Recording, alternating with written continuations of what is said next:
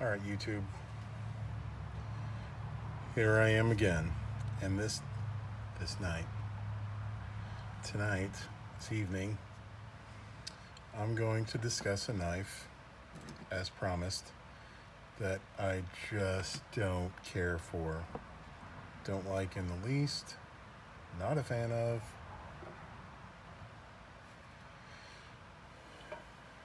And I'll explain why. So, I'm going to be talking about the Southern Grind Bad Monkey. Just a bad knife. So this knife comes in at right about 9.5 inches in blade length, or I'm sorry, in overall length. 4.25 inches blade length, 4 inches cutting length. Emerson Wave opener.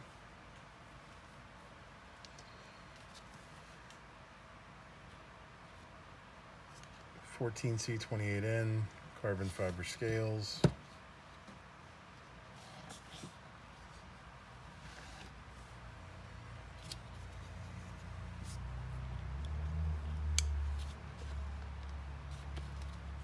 Get a weight on it.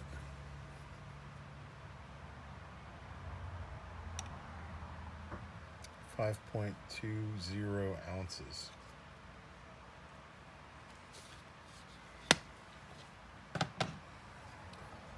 Do our usual. Take a look at it. Compared to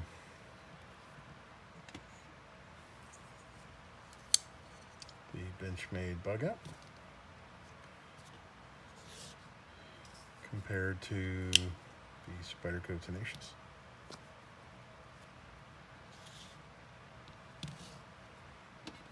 And compared to the Kershaw Leek.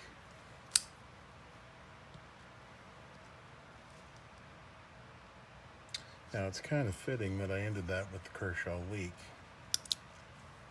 The reason that I do not like this knife, well, there's several. One of the reasons I do not like this knife, and actually one of the reasons that I seem to have a grudge against 14C28N, this knife, the retail price on this knife,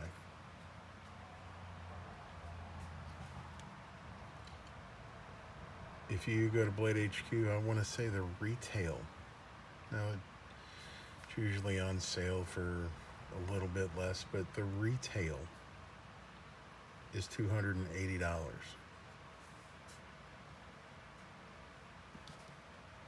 Yep, $280. And it has the same steel as a $45 Kershaw Leek.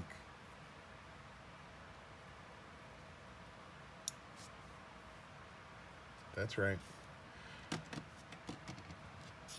$280 for Kershaw's budget steel. Now, you might think, all right, well, the fit and finish must be amazing, right? I will give it credit. This carbon fiber is phenomenal. I so wanted to like this knife because of the Emerson Wave feature.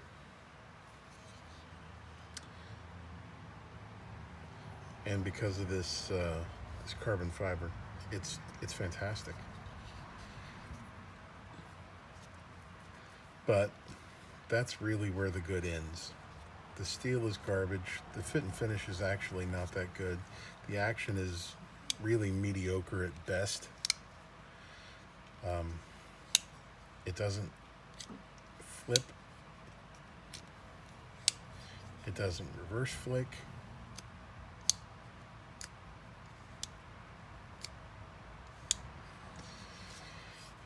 I mean, it is a slow opener, and I don't like this kind of Strider-esque square butt. The action's mediocre. I can't tune the action because proprietary hardware, I can't get in there at all. I can't take off the scales to do maintenance on it. And as far as the rest of the fit and finish goes, let's take a quick look as I bust out my flashlight. So when you look at this knife straight on, this is a liner lock, by the way.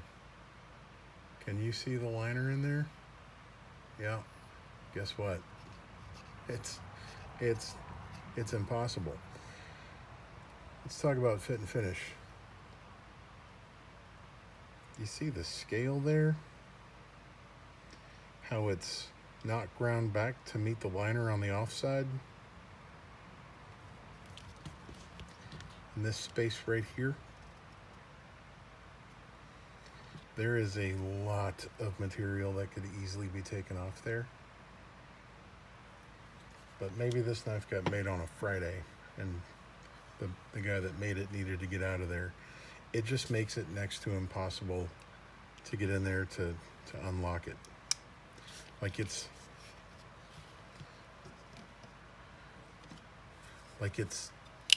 difficult. Like this one, you see how much of the liner is accessible here?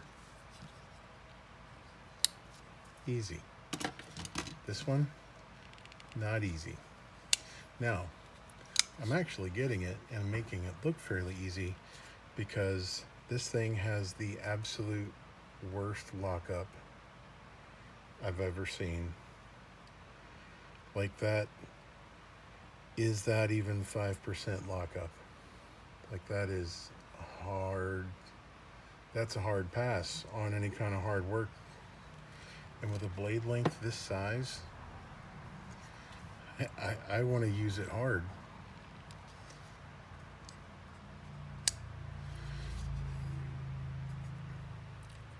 This knife is not worth $280. Now, I didn't pay $280 for it. I got it on sale, Black Friday sale. It was substantially cheaper than that. But this is not worth its retail price. There is no chance, no way. So, to illustrate that, and let me just make a quick statement on 14C28N. I have taken a Kershaw leak. I work in property management and building maintenance. I've taken a Kershaw leak, not this one specifically, but one just like it, and cut ceiling tiles with it. And I made 4 cuts in 2 ceiling tiles. No, I'm sorry, it was 3 cuts in 2 ceiling tiles. And this edge was noticeably dull. Not this one specifically, another one. I took a knife that was 8CR13 MOV, which is often considered basically the bare bottom of budget steels. I took, in this, I'm not even this knife, I'm talking a junk knife, Inland. I made 7 cuts in 4 ceiling tiles, and it still had a pretty decent edge. If you're bored, watch Cedric and Ada YouTube channel. They do a lot of steel testing, and I have watched them test 14C28N against VG10, and VG10 is better. I've watched them test it against D2. D2 is better. 14C28N is kind of a junk steel. So when you give me a junk steel and you give me poor fit and finish with this show side liner not being ground out, and you give me poor fit and a dangerous knife with maybe a 5% lockup, a pocket clip that is nearly impossible to actually work with, like getting the knife out with this pocket clip is it's difficult.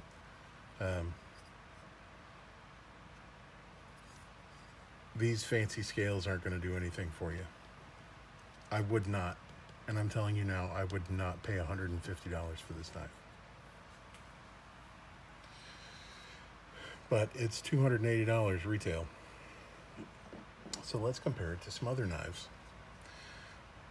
The Spyderco Kapara. $200 knife. Substantially better action. Is this S30V? I think it is.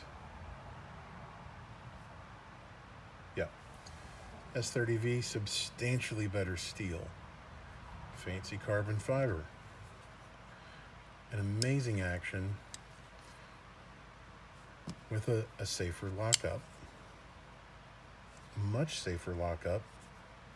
And a safer lock system. Fingers out of the way. Flickable. Drop shut. Amazing knife. Retail, $80 less expensive. Spyderco Magnitude. Fancy carbon fiber. An amazing action. Again, S30V. Substantially better steel.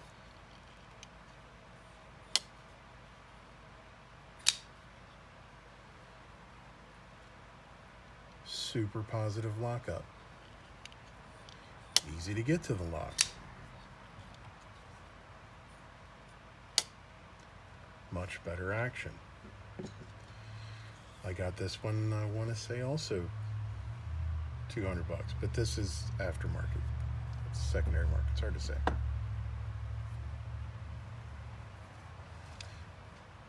Benchmade Griptilian. Ooh, it's been a minute since I've worked this one out. Benchmade Griptilian. An amazing action. A much safer modern lockup system. S30V, better steel, better pocket clip. Aftermarket G10 scales, because I hate the FRN or Grivery, whatever they're called. Added $90 to this knife. $220. Still $60 less, substantially better knife.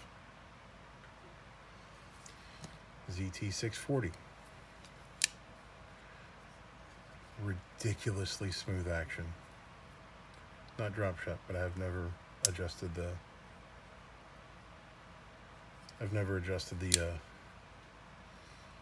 pivot.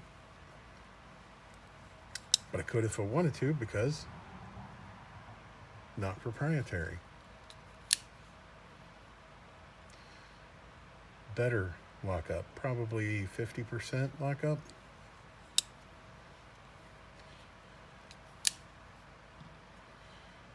Fancy carbon fiber, 20 CV. My opinion, the best steel on the market. $250 retail. Again, I didn't pay $250. I actually got this at the same time I got that. Much better knife. Still $30 less expensive. Looked at this one already. The Giant Mouse Ace Biblio. M390. Substantially better steel. I prefer micarta over carbon fiber. That's my preference. Liner lock, super easy to access. Substantially better action.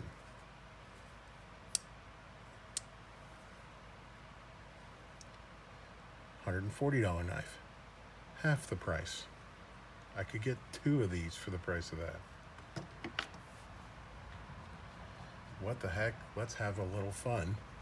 I forget which model of CJRB this is.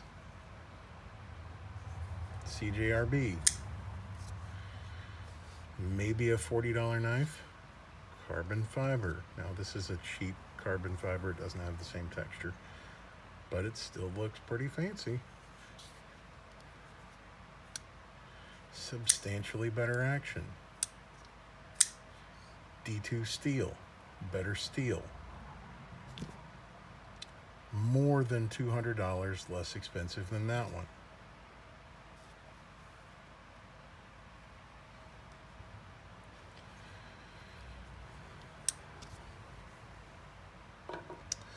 I guess the moral of the story is, folks,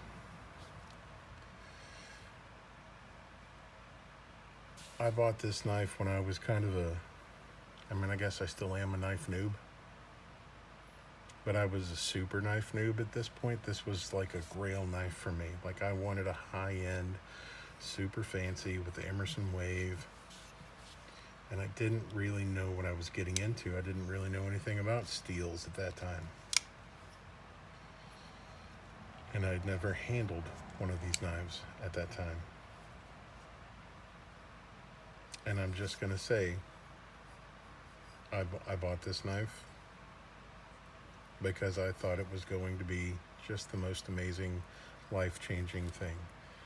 Similar to this.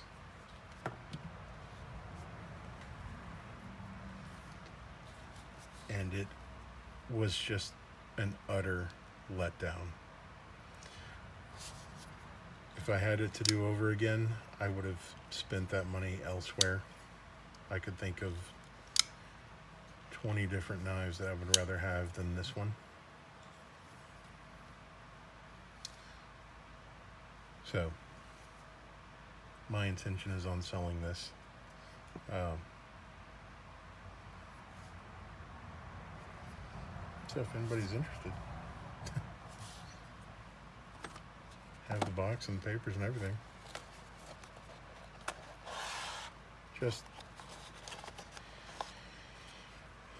Just really, really poor in every way. Just a really poor knife.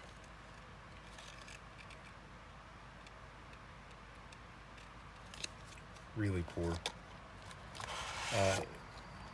I've seen a lot of good reports about the Spyderco, or not the Spyderco, the Southern Grind Spider Monkey, I think they call it.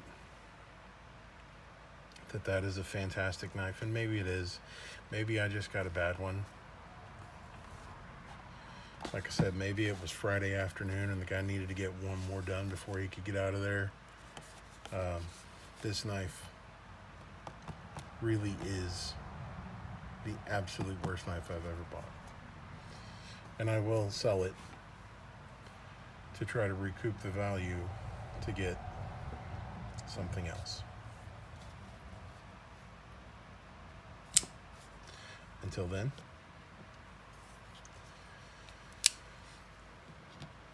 I'm going to lean on my favorite big knives.